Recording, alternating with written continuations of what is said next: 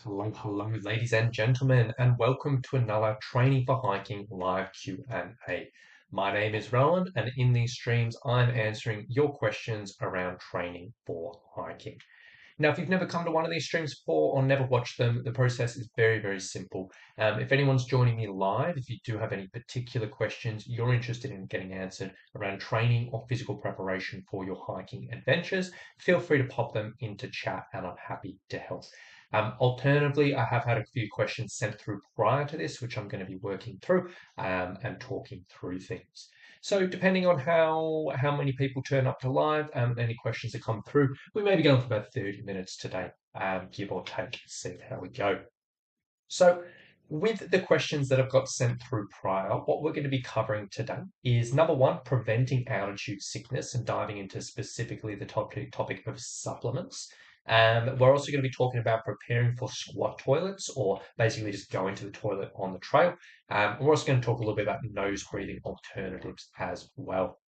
So the first question is one that I do get quite a bit, and it's all about altitude sickness supplements. And essentially, the particular question I got was, I'm going to be climbing Kilimanjaro, and I'm worried about altitude sickness, as everyone is. And the question was, are there any supplements I can use which will help prevent this? Now, realistically, when we're going out to an altitude adventure, altitude sickness is the number one concern for most hikers, purely for the fact that most people don't have easy access to high altitude to actually get exposed and acclimatize. A lot of us have never been to high altitude before, or maybe only a few times in our life. So essentially making sure we are not getting altitude sickness and getting ourselves into trouble is a big priority. Now, what this does lead to a lot of people is they're like, okay, I've got Kilimanjaro coming up. I'm worried about this. So people go online, like, how do I prevent altitude sickness? And out there in the information, some information is good, some information not so good. Um, and one of the rabbit holes a lot of people tend to end up going down are supplements because they think, okay, maybe I'm going to Kilimanjaro, I'm booking onto a tour, so I don't really have a huge amount of control around my acclimatization time.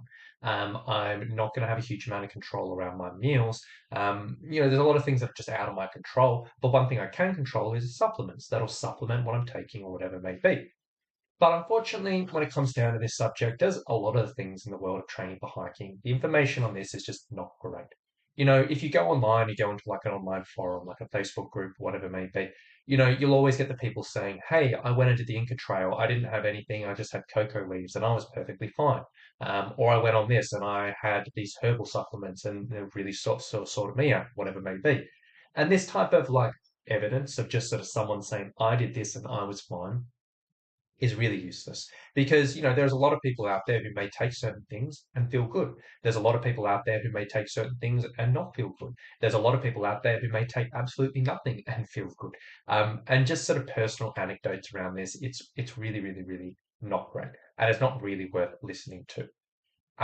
Another thing that we often see these days is AI. If you go into like, supplements into Google and type in supplements for high altitude sickness, you'll pop up with an AI article at the start. And AI, as we've sort of said in a few of these streams, the tricky thing with this is they just take an average of information out there and the information they use and utilize of articles or blogs or whatever it may be, even that AI isn't really particularly amazing at putting into context or using it properly. And I've had AI take things out of my articles and they take half a sentence and then they make up the second half of the sentence. So it just ends up being a bit mental. And some of the stuff in AI is kind of good, some of it is just not so good, and it can be really tricky. And I definitely wouldn't say that is a good source of information. On top of that, we often have supplement companies who obviously their job is to sell supplements. That is how they make their income. And quite often they'll put up information around saying this is amazing for high altitude or whatever it may be. And this can often be very, very misleading because a lot of people may not, while they may not outright lie, they can misrepresent things. They can be very, very sparse on like, or very, very confusing about how they present information, can be a little bit tricky. And then also on top of that, if we're looking at like internet traffic articles, and what I mean by that is when you go into Google, you type in things, there are some companies out there or some websites out there that they make their living, they make their money from ads on their website. So what they're trying to do is just make sure their articles will rank in Google, and they'll do say anything they can to make sure they get visitors coming in. And a lot of these articles are just not so great. So it is a little bit of a tricky situation. Now, before I get into diving down some of the more common ones I often hear about, a few things we just need to be clear about on this particular subject. When we're talking about attitude, when we're talking about attitude sickness, nothing, absolutely nothing is ever going to replace an acclimatization schedule, spelled whatever it may be. That is the single most important thing when it comes down to the risk of attitude sickness. So in this context for Kili, if you do have the opportunity where you're like, hey, I'm eyeing off a 6-day tour, but maybe I could do a 7 or maybe I could do an 8, that is the most significant thing you can do to reduce the risk of attitude sickness. So keep that in mind.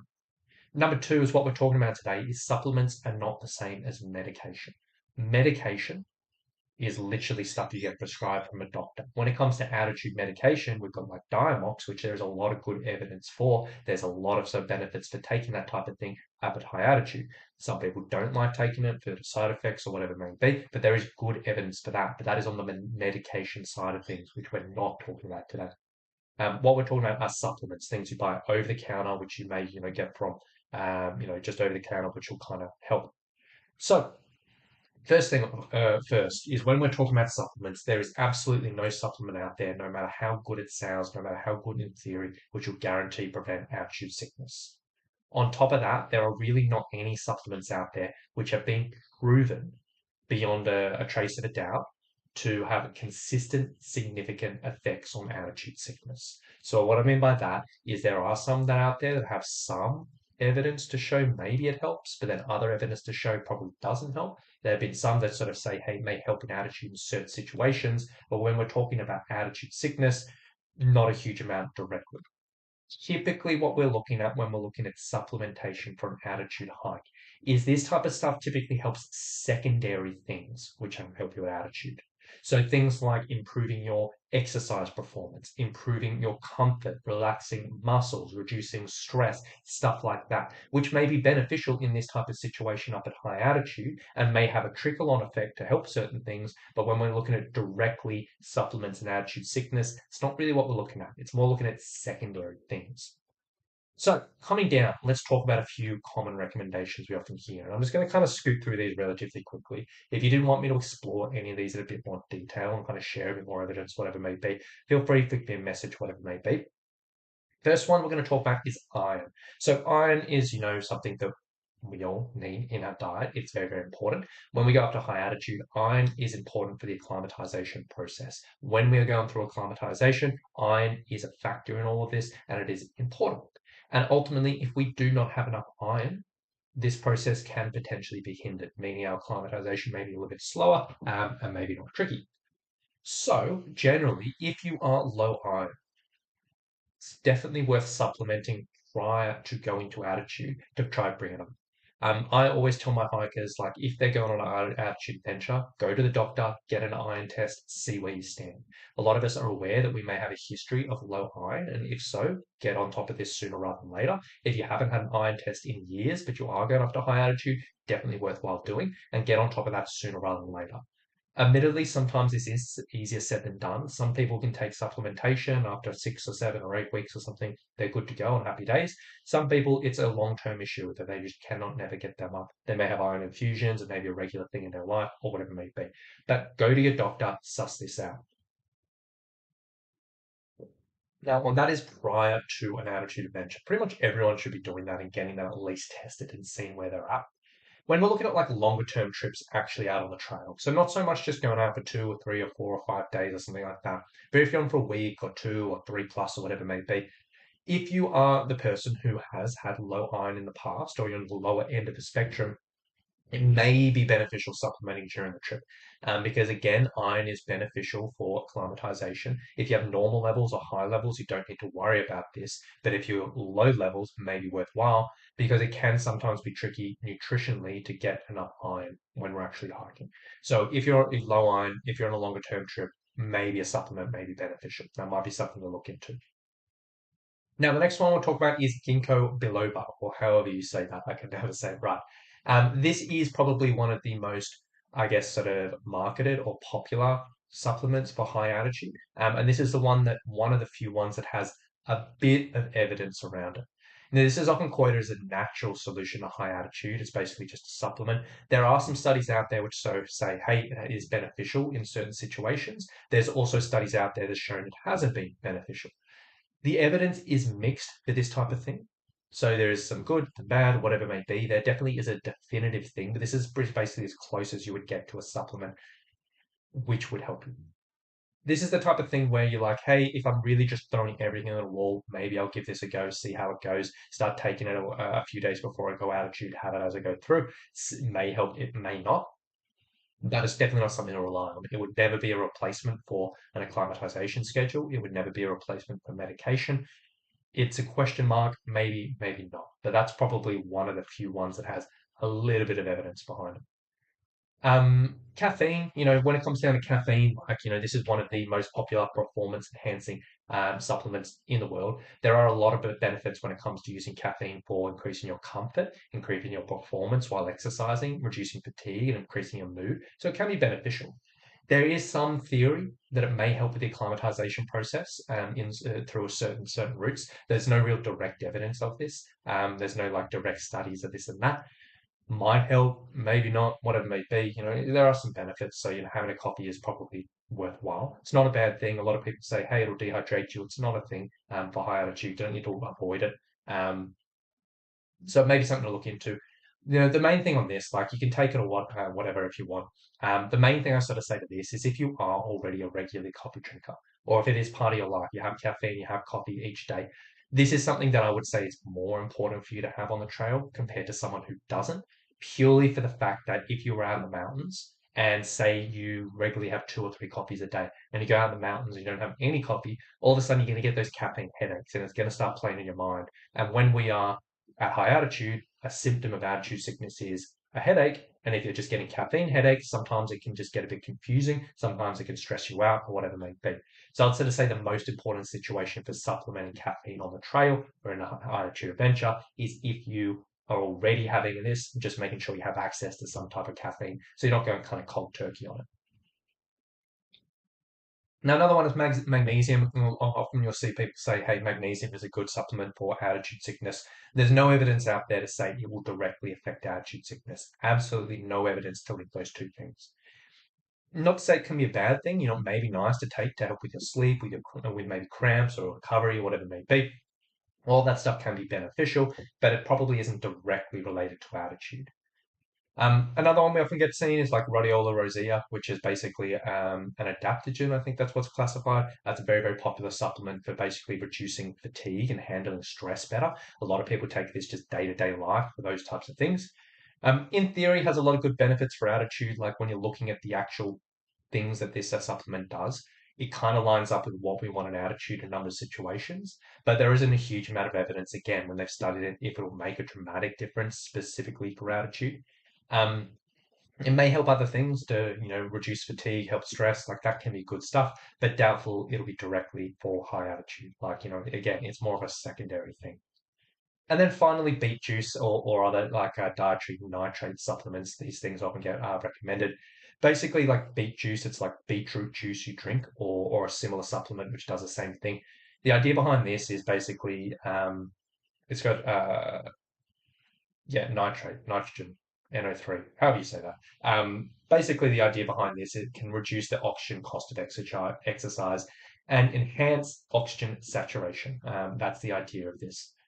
Typically, when they look at this, again, one of these ones in theory, we're like, hey, that may sound really, really good for high altitude. It makes a lot of sense. But they've looked at it, doesn't really seem like it makes a massive difference for altitude sickness, may improve exercise performance at altitude, which can be beneficial, but maybe not altitude sickness.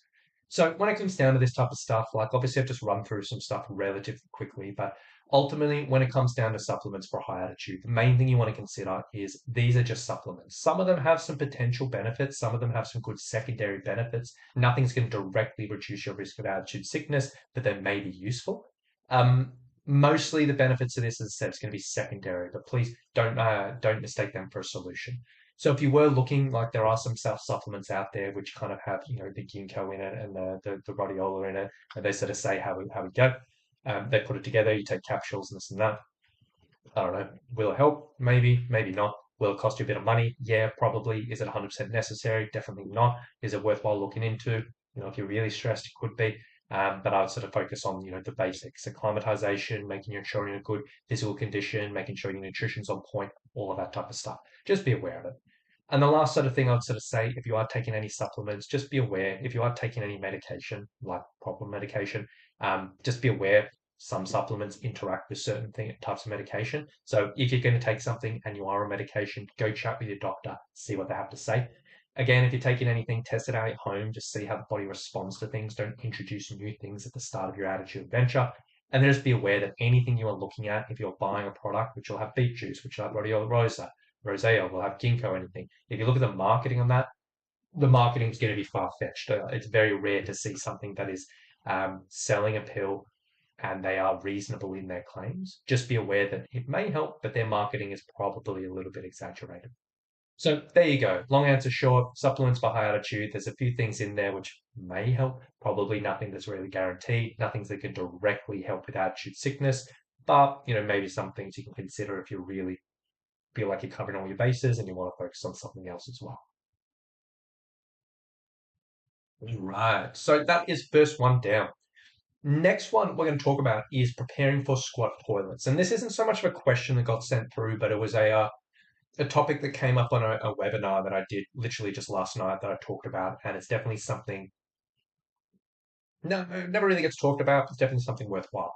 And essentially the topic is, on this particular tour, people were going out on these hiking adventures and they had to use squat toilets. Like that was, there was no avoiding it. There's a few people were worried about that. Um, this is a really common situation that it trips a lot of people up on their trips, like squat toilets. If you're going on a hiking tour in a country maybe you're not used to, obviously if you're out in the bush, just not having a toilet at all and having to use the old bush toilet or whatever can be a little bit tricky. And this is something that trips a lot of people up because they may consider, okay, I'm training, I'm fit, I'm strong, I'm ready for all these situations. But then all of a sudden, I've got to go do my business, and it is the worst situation in the world, and I feel absolutely horrible.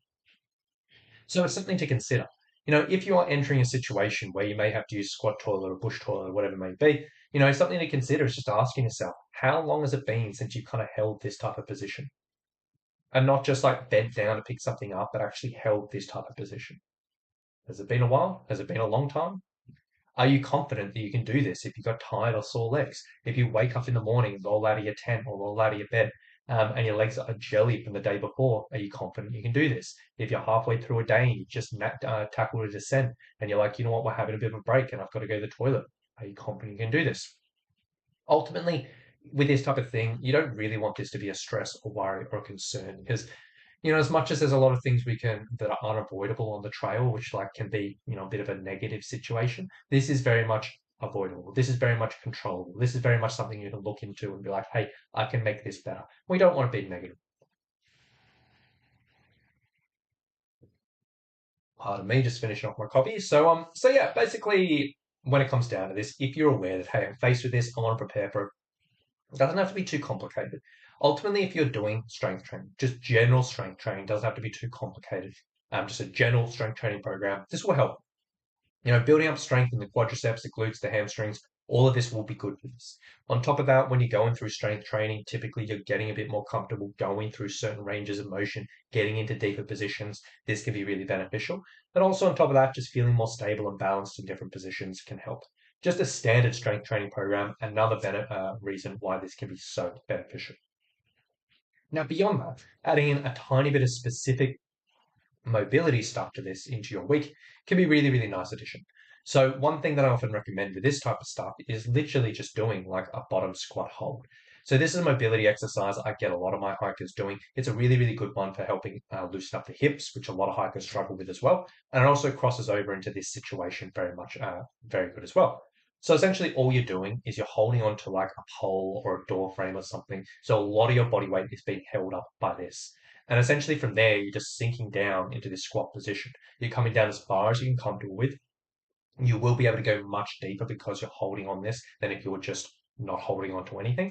And essentially at the bottom and you're pushing your knees out. You'll notice in this position that there's a big, big, big stretch through the hips. And essentially you just hold this. As you can see, it's pretty specific to this type of situation on the trail. Really, really nice mobility exercise. And you can kind of go through here. So this is really, really good. The next kind of level on top of this is if you want to take this a step further, is you can progress into something that's called like a squat to stand. So this one we take out the pole, so we don't have the support. And essentially what you're doing is you tip over, grab your toes. So at the top position, you'll get a bit of a stretch through your hamstrings. And then essentially from there, you're going to pull on your toes and pull yourself into a bottom squat. Now you may not be able to go quite as deep as this video demonstration because, Michael here is quite mobile, but you pull yourself down, then you pop up, get a bit of a stretch, and then pull yourself down. And this is a really, really nice stretch where you get a stretch through the hamstrings, a stretch through the lower back, and then in this bottom position, you get the stretch through the hips as well. So this is a really nice mobility exercise just for hikers in general, but it can also be a really, really good addition for this specific situation. So this type of stuff, if you were exploring this, this bottom squat hold, it can be a tricky at first to do. So you may just start with doing 15 seconds or stretches or 20 seconds or 30 seconds at a time. But week by week by week, you just add on a little bit more, a little bit more, a little bit more, with the ultimate goal of getting up to maybe 90 seconds to 120 seconds. Then it would just sit in that position and kind of be okay. Um, and then if you did get up to 90 to 120 seconds, you're like, hey, I'm pretty good with this. Then you can progress to that squat to stand and maybe do like 10 repetitions, 12, 15, or whatever it may be. Very, very, very simple. With this type of stuff, I would typically just sort of slot these into your strength workouts or your other training workouts. Do it as part of your warm up. It can be a nice hip mobility exercise. You can do it at the trailhead. You can do a bottom squat hold if you really want it at the start of a trail. Obviously, some people may not want to do this in public, but that's totally fine. But just as a warm up, as your normal strength sessions or other training sessions can work out pretty well. So if you're preparing for squat toilets, definitely make sure you're doing some strength stuff, but some specific mobility, even a small amount of that consistently can really go a long way. So next up is the last one I've had sent through prior to this is talking about nose breathing alternatives. So, you often hear me talking about nose breathing for hiking, and I've just released my little breathing mini course yesterday, which was talking about nose breathing a little bit. And this is a question that comes up a lot. And basically, this particular person said, I see you and other people talking about nose breathing, but I've always had trouble with my nose. I've got small nostrils. Do you have any solutions? Now, you'll see nose breathing all the time. I talk about it quite a bit in my content. You'll see a few other big names in the hiking community talk about it, nose breathing, this and that. And it's a really, really popular subject. Now, out there, a lot of coaches out there do talk about nose breathing as kind of almost a magical thing. They'll say it's the best thing in the world. You have to be doing it. Like if you're not doing it, your breathing's dysfunctional. I've seen people say if you're not breathing, you'll die early. Like crazy, crazy, crazy things. In all honesty, when it comes down to it, nose breathing, it's a tool. It can be useful, but it isn't a magical thing. There are a few potential benefits for nose breathing. I don't think it is like absolutely quite as much as a lot of people claim. But the reason why I talk about it, or the main reason why I talk about it in my content, and why I like it for my hikers, is I like nose breathing because it's a simple measure of intensity. Basically, what that means, if you can nose breathe, so if you breathe in and out through your nose during exercise, that is a sign that you're predominantly using your aerobic energy system. Being aware if you are predominantly using your aerobic energy system is very, very, very beneficial for our training to make sure we're targeting the right energy systems. Also, for our hiking, if we are predominantly using our aerobic energy system, this means we are being very efficient with our pace. That means we're not going too quick in regards to energy conservation. Very, very useful. Alternatively, if we're going at a pace or going at a speed where our breathing starts to get a bit quicker, we can't maintain that nose breathing. This basically means there's more and more contribution from our anaerobic energy systems, which if we are intentionally trying to target, if we're doing interval training, if we're doing higher intensity training, this is a good thing. However, if we are trying to do a low intensity session, and if we're doing a training session where we're saying we're trying to develop the aerobic energy system, and you go out and do this session, but you're spending the entire session quicker breathing, well, you may end up training not exactly what you want. The same thing when we're hiking. If you're going out hiking, you're spending the entire hike just like puffing and huffing, you're probably going to get tired much quicker than if you were managing to sustain this. So the reason why I like nose breathing, why I recommend it a lot, is just purely for that. It's a measure of intensity. Going back to the original question, if you do have certain limitations around your nose, a lot of people have got small nostrils, a lot of people have got deviated septums, a lot of people have got broken noses in the past or whatever it may be. Ultimately, you don't have to get hung up on this. Breathing in and out through the nose, as I said, it's not magical. It is a tool to use this simple measure of intensity. If you have a restricted nose and you still want to sort of figure this out, there are alternatives when it comes down to nose breathing. Number one, conversational pace. It's very, very similar. What conversational pace is essentially if you go out and exercise and you're walking, you're hiking, you're cycling, do whatever you can. And as you're going, you're in a position where you can comfortably carry a conversation without having to get huffed and puffed in between words, without having to sort of pant in between words. That kind of lines up on the same thing. It's pretty much the same. Um, so if you were like, I can't breathe through my nose, but someone said, hey, do this at nose breathing, just think instead of nose breathing, conversational pace. I'm either just chatting with my friend next to me or I'm chatting with myself or whatever it is. The reason why I don't use this all the time with my hikers is just because you have to pay attention to it a little bit more. Because, if you don't pay attention, sometimes we can speed up, but it's pretty much the same thing. So if you don't want to think about nose breathing, think about conversational pace. The other thing you can kind of look at is, pretty much the same thing is zone two training.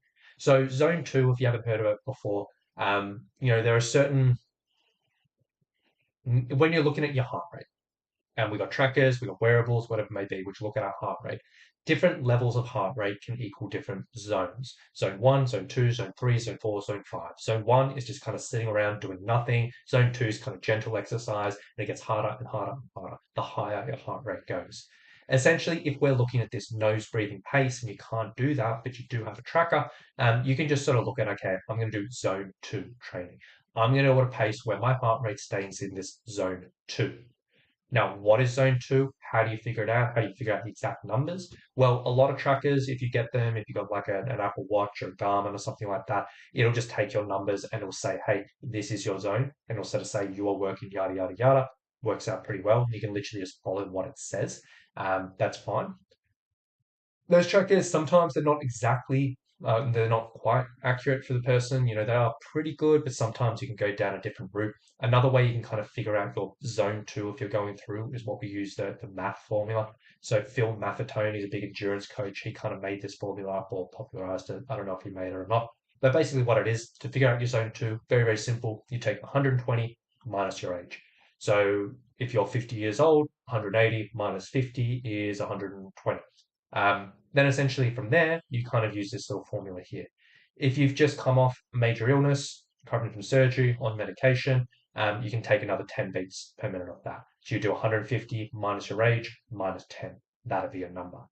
Alternatively, if you've just been sick, you've been inconsistent with your training, or over fat, gosh, um, that's a bit rubbish, and get sick frequently, then you can take 5 beats off instead. So it'll be 180 minus 50 minus 5.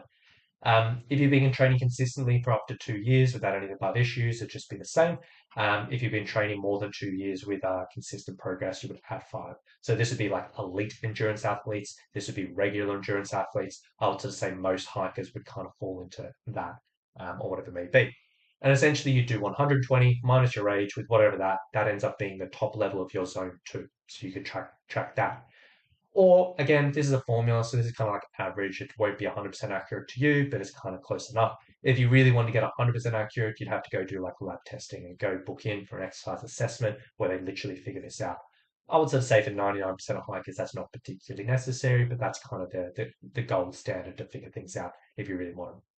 So ultimately, if you do come down to it, when you sort of see us talking about nose breathing, it's not a magical thing. If you do struggle with your nose, if you've got restrictions, a broken nose, deviated septum, and you see nose breathing, just think conversational pace, or if you like your numbers, think zone two. Works out well enough. So that is that on my prepared questions. So if anyone watching live does have any particular questions they'd like me to cover, please do pop them in the chat and let me know. And if nothing comes through, we may potentially wrap things up. So I'll give it a few seconds or a few moments. Feel free to plug in the chat if you like. We can take it from there. And while we're waiting, I'm going to share those exercises in chat as well. So there's the bottom squat hold. There's the squat to stand. You can check them out if you like. And actually, I'm going to share this article as well. Sorry for the bright screen. And if anyone wanted to learn a little bit more about those altitude supplements I was talking about before, you can check it out here. But if there's no other questions coming through, I might wrap things up there. So I will sort of say, hope people have enjoyed this and got a little bit of information out of it. Anyone watching in the future, if you do have any follow up questions from any of the stuff I covered, please do let me know. And on top of that, if anyone does have any questions that like covered in future streams, reach out, flick me a message, flick me an email, let me know. Happy to cover it on here. But aside from that, hope everyone watching has a lovely, lovely day, and we'll talk to you all very, very soon. Bye.